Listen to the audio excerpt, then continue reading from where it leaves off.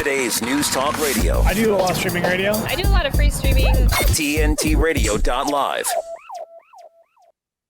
And welcome back to the Patrick Henningsen Show with me, Basil Valentine, in for Patrick. I'm delighted to say I'm joined by one of our regular guests on a Monday, the very well-informed and particularly erudite Sam Husseini. Welcome to the program, Sam. Delighted to be with you, Basil. Thank you. Lots of noise on social media, quite understandably, most of it extremely sympathetic to Aaron Bushnell and liking him to the Buddhist monk who self-immolated in 1963 in protest of the Vietnam War, only of course for that war to continue for another 10 or 11 years. One of the most poignant comments I came across on the X platform today is as follows. They'll brand Aaron Bushnell's martyrdom as an act of someone who is mentally ill, but the sadistic carpet bombing of tens of thousands is completely rational and not cause for extreme counter-demonstration. Bushnell represented an errant grain of conscience in a murder machine. And sadly, I fear that much of certainly the response from Tel Aviv, the Mossad commentary account posted a picture of Aaron on fire with the words, "Our enemies kill themselves." And I've noticed that the corporate media are doing their best to avoid going there. And when they have gone there, they've simply referred to the fact that he set himself on fire, not the fact that his last words were "Free Palestine." And he made a detailed statement saying he could no longer be complicit with the genocide. Yeah, it's an incredibly moving act, and I followed self-immolations for some time. You mentioned the Buddhist self-immolations in Vietnam, actually protesting the oppression by the U.S.-backed South Vietnamese government of Buddhists, and that was sort of that informed U.S. protesters, some of whom immolated themselves during the Vietnam War, and also several people immolated themselves around the Iraq War, and they were largely ignored. So it's really remarkable, that one of the cliches about media is, if it bleeds, it leads. They want sensationalism and so on and so forth. But they have repeatedly ignored people who, for reasons of conscience, have self-immolated themselves. This case became more difficult because he live streamed it, and it got on big tech platforms, and lots of people saw it, even though part of it was blurred out. I actually posted on my Substack the full video, not blurred out, and even the blurring out, it seemed to me, was highly problematic. He made it quite clear in his short statement that he was disgusted with what was going on in Palestine, the portrayals of Palestinians, and the sanitization of what's being done to the Palestinians. And yet his own death, which he took pains to live stream, was itself sanitized by being blurred and so on. I actually got my Twitter account suspended by making the comparison between the graphic photograph, the iconic photograph of the Buddhist monk immolating himself, and the blurred out image that went around Twitter and such with Bushnell. My account got reinstated in a couple hours after I protested. But the core thing is, that there's a silencing effect going on. People don't feel heard. And that's why I think you have people resorting to what seem like desperate measures. Also, people talk about this as a suicide. And, if you talk to if you listen to Buddhist monks and others, they will say this isn't a suicide. This has its roots in a an attempt at literal enlightenment, and dying not as a sense of personal desperation, but rather as a path to helping others, an altogether different psychological manifestation, even though they both result in death. Yes, and I don't want Aaron's death to pass without quoting the man himself. As you say, Absolutely. corporate media is doing its best to ignore him. There's no reference to his death on the front page of The Guardian that I can find, supposedly the world's leading liberal voice. He said before the incident, "I'm about to engage in an extreme act of protest. But compared to what people have been experiencing in Palestine at the hands of the colonizers, it's not extreme at all. This is what our ruling class has decided will be normal." And, Aaron has very eloquently there pointed up the fact that one person burning themselves to death in front of the White House the Israeli embassy, sorry, is no more horrific. In fact, it's a microcosm of what's happening in Gaza, where people are being burned alive, suffocating to death under collapsed buildings, having operations and amputations without anesthesia, and starving to death, as well, of course, as having their loved ones die in front of them. And a combination of propaganda by omission, that although we see these things on social media, hundreds of Palestinians can die in a night, and it registers barely a ripple on CNN, MSNBC, Fox, BBC, or any of those outlets. And the sheer horror of the suffering is entirely screened from what we now call low information populations in the West. So what Aaron was trying to do, I mean, what he succeeded in doing, was in pointing to the extreme human suffering that's going on, and yet that we're supposed to sort of accept as, well, the key phrase now, Sam, is it's war, and terrible things happen in war. That's what we're being told, isn't it?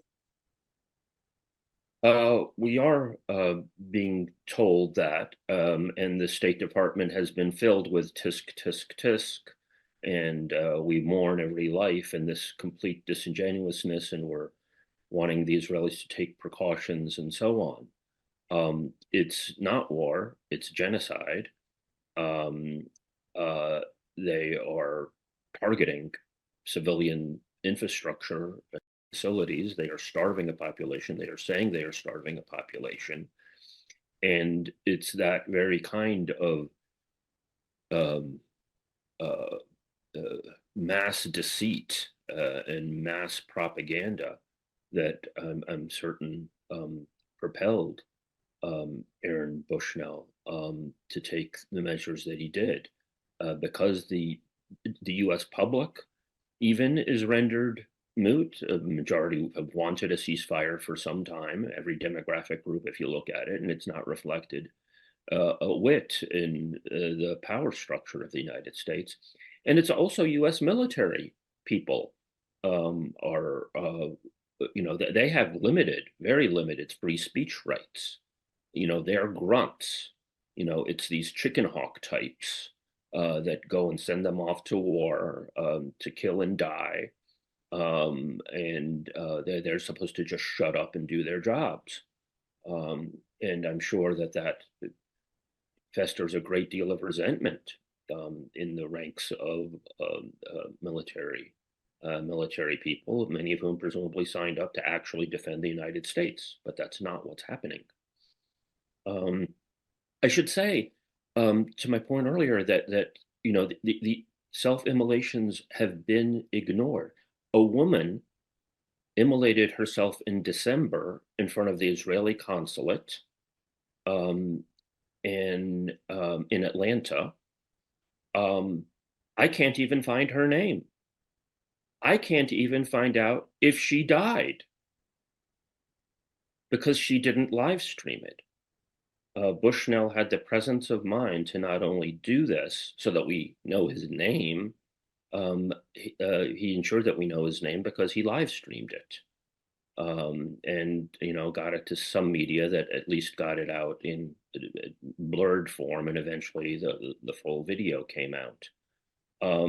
So that unfortunately, and again, in contrast, you mentioned the Buddhist monk, that iconic picture of that Buddhist monk immolating himself, that was by an AP photographer, and it won the Picture of the Year award by the relevant association. And it was for that image that my Twitter account was suspended today for several hours, so that an image of graphic reality, the gruesome reality of someone immolating themselves, was heralded as a great iconic image in 1963, but now in 2024, it'll get you suspended from Twitter, X, whatever. Yes, Caitlin Johnston, the Australian commentator, said that she'd watched the whole thing. It's extremely harrowing. I haven't shared it, and I certainly wouldn't play it on this platform because I think it's up to each individual to decide whether they want to see it. She said that the sounds that were made are as affecting as the images, the sound of the petrol can, the accelerant that he used, and the shouts from a police officer who was pointing a firearm at him to get down on the floor when the man Yes. was clearly, fully aflame, and a bystander shouting, "It's not guns we need, it's fire extinguishers." Caitlin said this was sort of the epitome of modern America, really, in a single act. Um, Probably, but it's quite possible that officer pointing that gun could have been Israeli. We don't know. So it could have been a joint operation, as much is between the United States and Israel. I would love it if somebody dug into that and figured out the individuals involved in responding to him. That is incredibly harrowing. The fact that there are people, he's literally burning himself alive. And these people are screaming at him, to get on the ground, as if he's threatening anyone. And many media reports put out that that no one in the embassy was hurt, and they did the same thing. It was even worse in December when the woman immolated herself in Atlanta. You had media reports with a straight face quoting Israeli officials, calling it a hate crime. It's an act of anti-Semitism for this woman who we don't even know her name or if she's alive, that she immolated herself, and the Israeli officials are pretending that she's full of hate. That's the degeneration of discussion on this matter. A lot of people said that the audio was harrowing, and it was. I totally agree with that. But some people, I doubt Caitlin, said it in a way to justify not showing the video, which I would seriously question. I made an extensive note before I present the video on my Substack to say this is extremely graphic, and it shows a man immolating himself after he explains why he's going to do it. But again, I go back to, as far as I know, that AP photo of the Buddhist monk immolating himself was in tons of newspapers in the United States. And yes, it absolutely. moved people.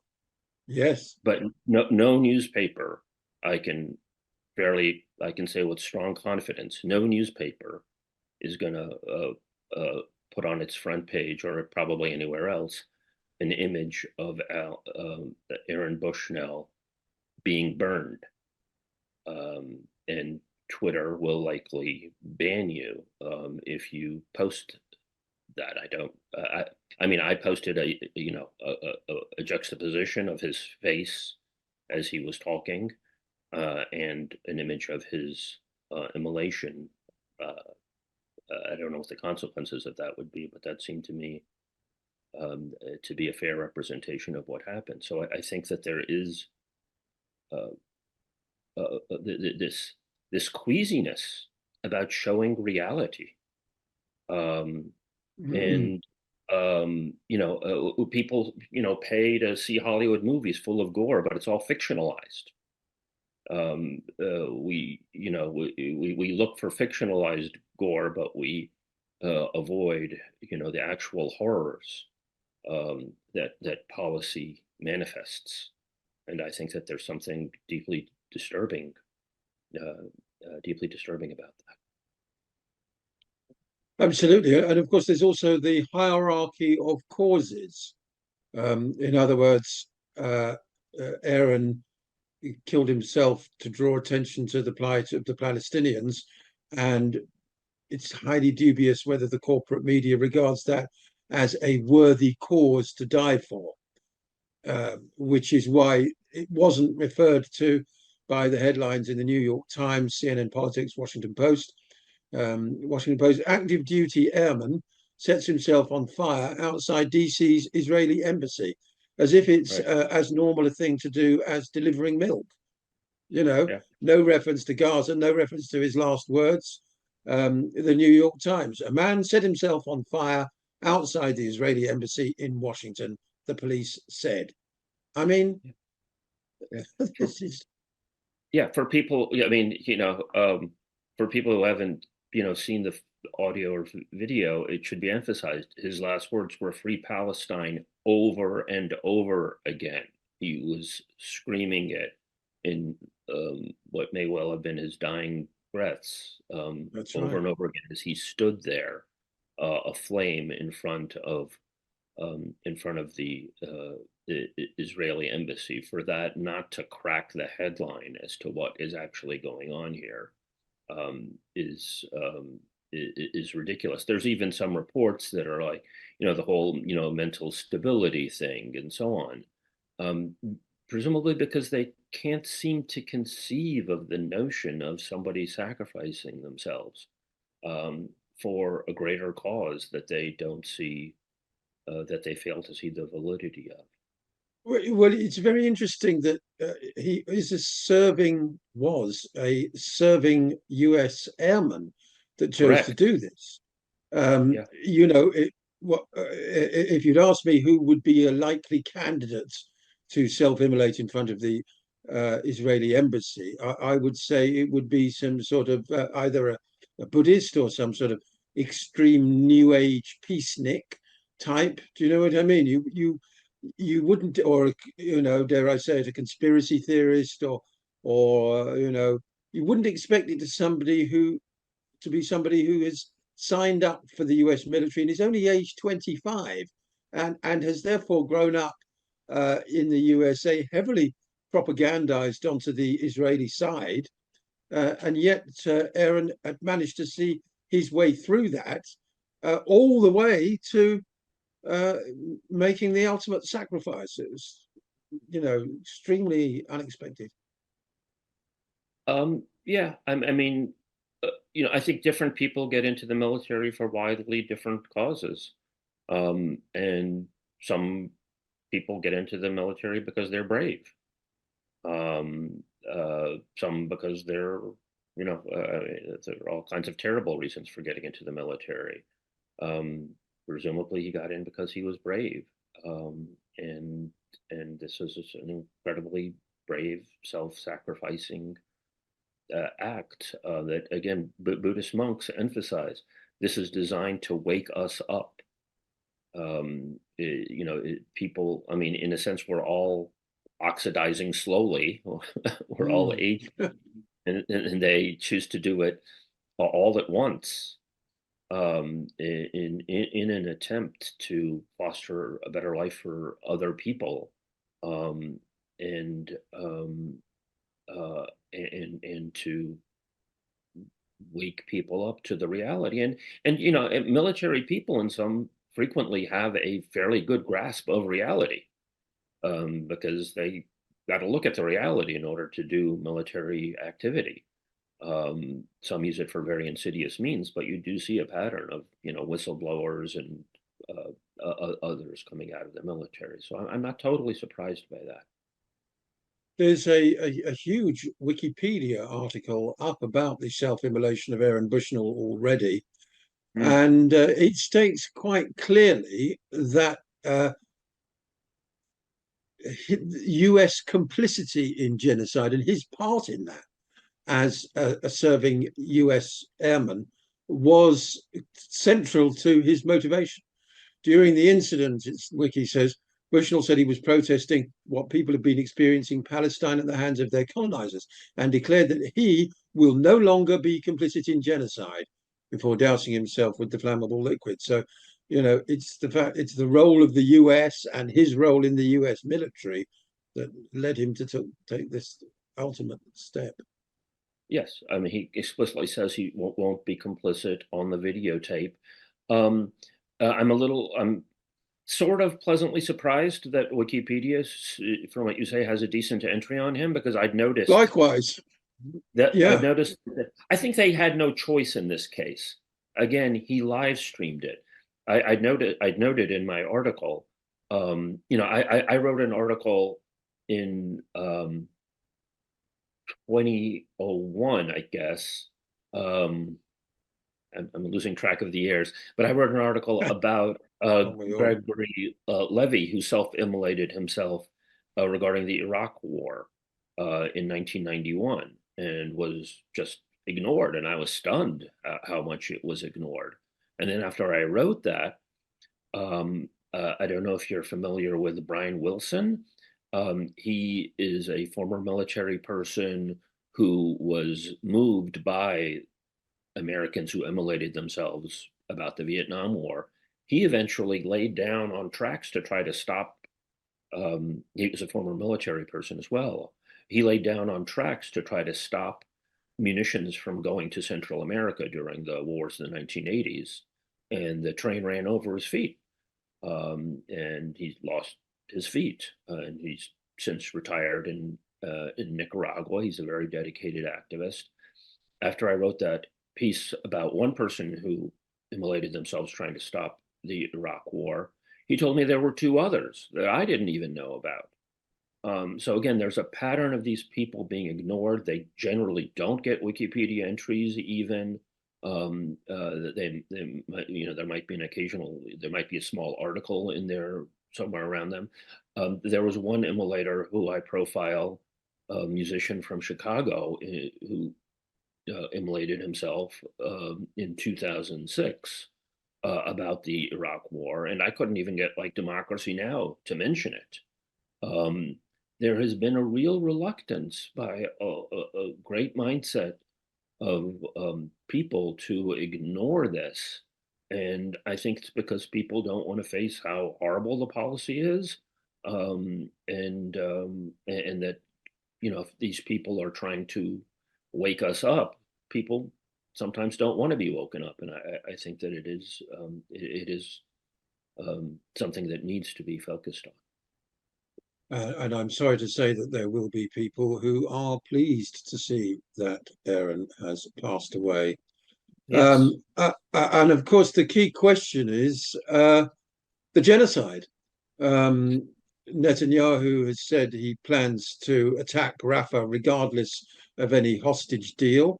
There's still supposedly, backroom moves involving Cairo and the Qataris to bring about a ceasefire, but we know that the Israelis are absolutely hell-bent, and I use the term advisedly, on destroying as much of Gaza as they possibly can. They're quite open about it.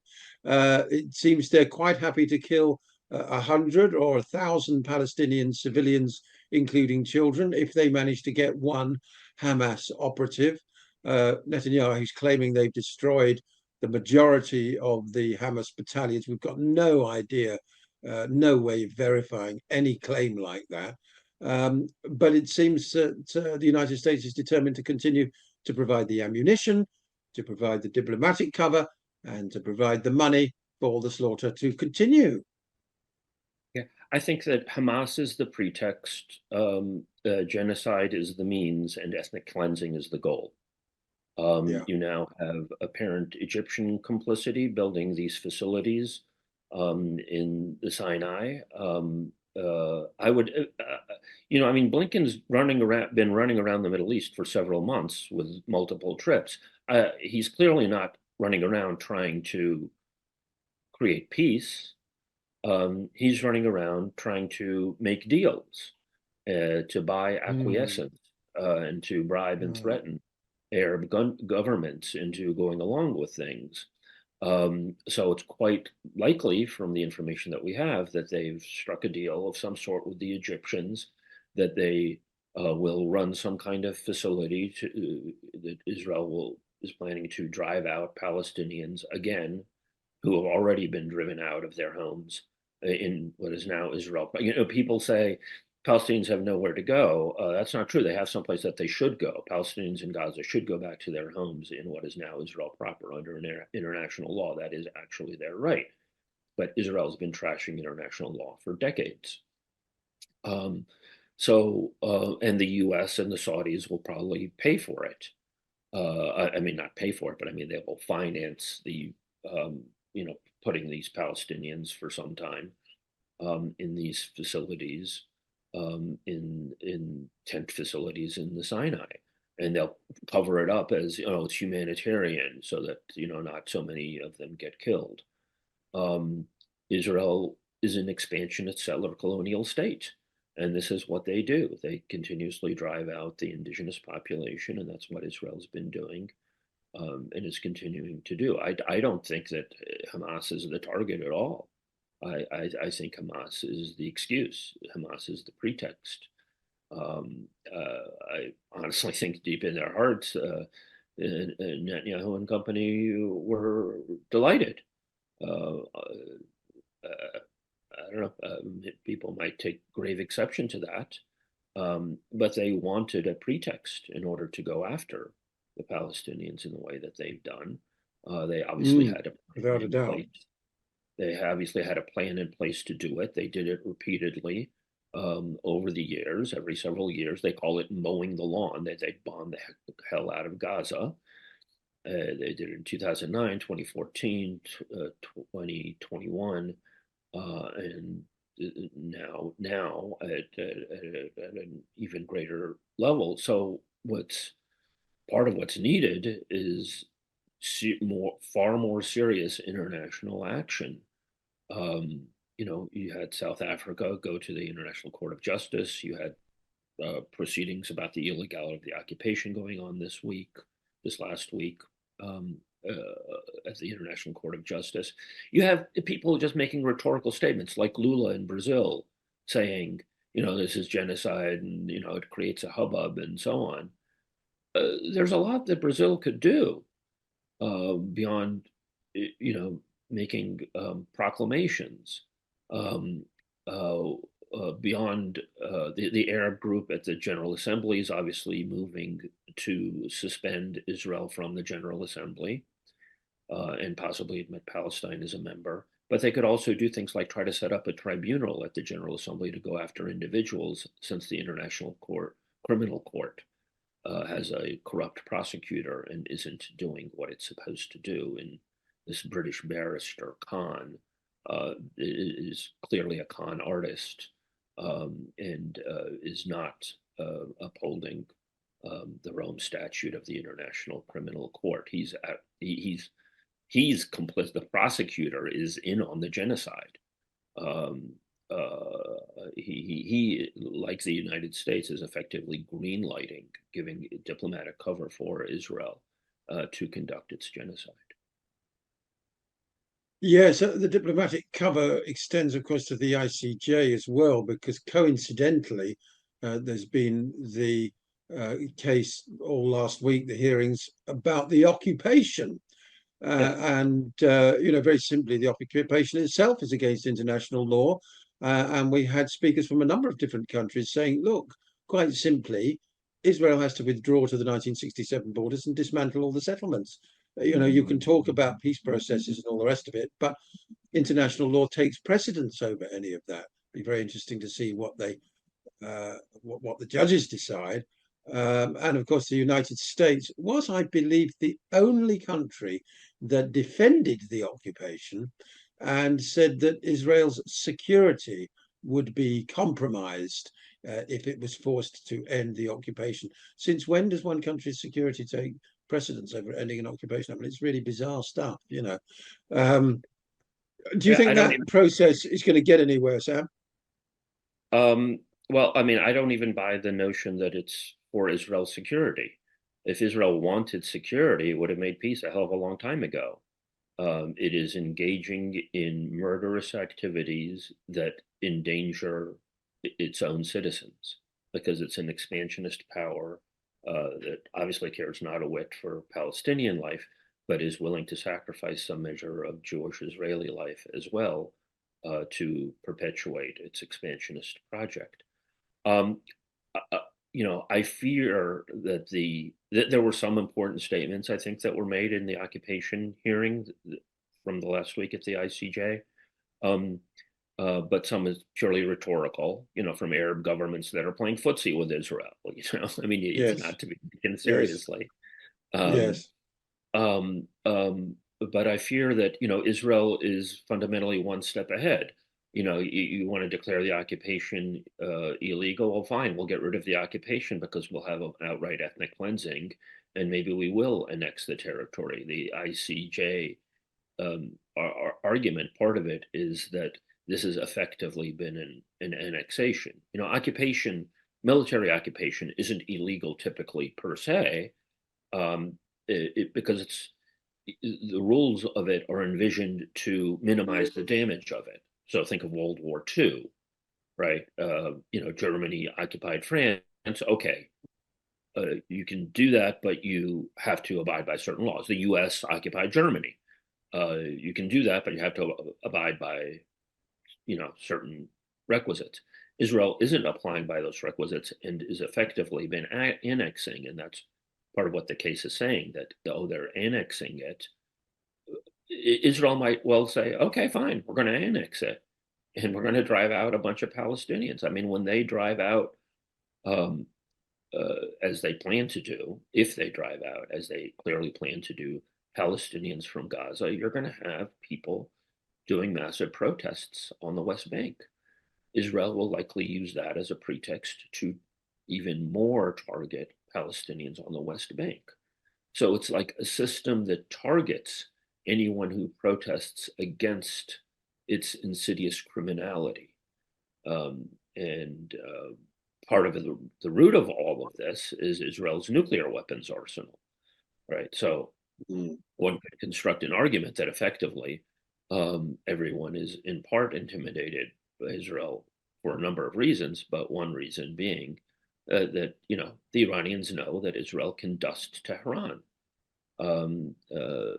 Push comes to shove, the Russians know that Israel could, it would be suicidal, obviously, but they could dust Moscow.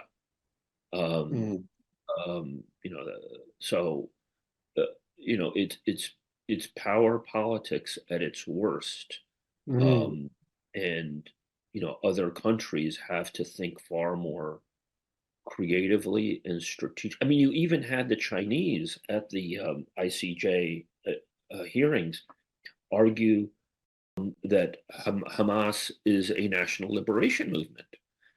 Now, international lawyers and activists have made that point for years. Francis Boyle, for example, like the FLN in Algeria and the ANC in South Africa, and so on. But for the Chinese to say it was interesting. And the logical consequence of that would be, okay, then you should actually be backing Hamas if you actually believe that. Other countries need to step up and assert themselves. Otherwise, there's nothing left of international law virtually. Finally, Sam, people still talk about the two-state solution. Where exactly is the Palestinian state supposed to exist? Is the Security Council going to recommend one or even vote for one, as Josep Borrell suggested last week at the G20, or is it completely doomed?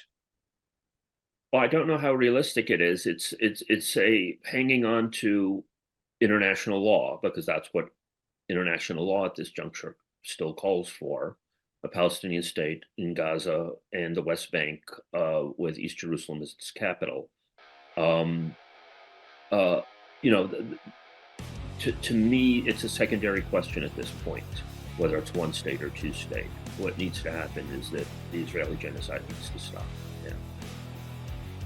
Indeed it does, and the sooner the better, because the vast majority of people the world over have quite simply had enough of the carnage. And it wouldn't surprise me if there weren't more self-immolators in the weeks and months ahead if this continues.